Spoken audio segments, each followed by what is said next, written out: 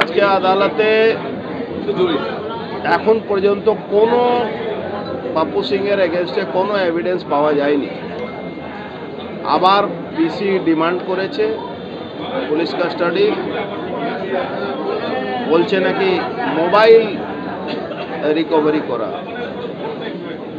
তো মোবাইল তো পুলিশ কাছেই আছে, তা রিকভারি করার কি আছে আমি তো বুঝতে পারছি।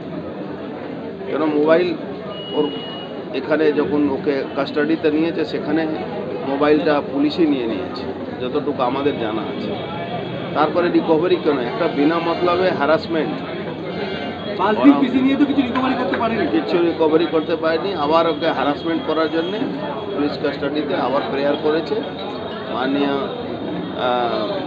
যিনি এসিজিএম আছেন তিনি আবার পিসি অ্যালাউ করেছেন।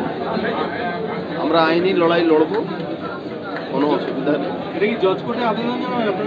না, এখন তো পিসি আছে, পিসিটা আসুক, তারপরে পিসি অ্যালাউ করেছেন মাননীয় এসিজিএম, তারপরে আমরা এটা নিয়ে উচ্চ আদালতে যাওয়ার ভাবব। আজকে পাপ্পু আদালতে ঢোকার সময় বলেছে সোমনাথ শ্যামের চক্রান্তের শিকার হয়েছিল। সেটা পাপ্পুর ব্যাপার আছে, আমি তো সেই ব্যাপারে এখন কিছু মন্তব্য করার আমার দরকার নেই। যে পাপ্পু কী বলেছে সেটা তো আপনাদের কাছে। চক্রান্ত তো অস্পষ্ট হয়ে যাচ্ছে। চক্রান্ত না থাকলে 5 দিনে কিছু পেলাম না, তা 7 দিনে কী পাব?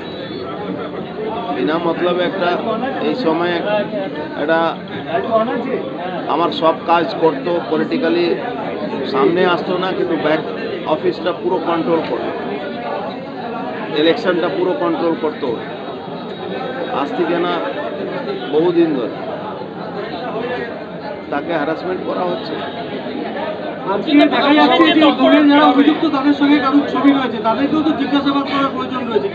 কোনো মন্তব্য নেই, আমার আইনের উপরে পুরো আস্থা আছে। আসুক, যখন উচ্চ আদালতে মামলা যাবে এমনি দুধ কা দুধ পানি কা পানি হবে।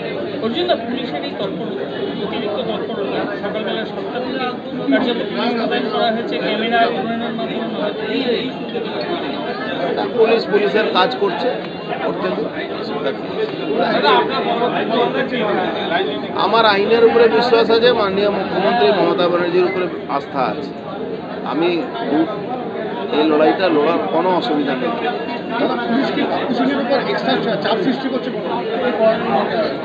চাপ সৃষ্টি করার জন্যই তো আবার পিসি ডেকেছে।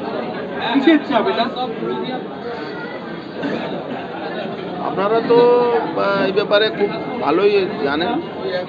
পুলিশ কোনো ভুল কাজ করে থাকে তাকে এস্টাবলিশ করার চেষ্টা করে, এইটাই করছে।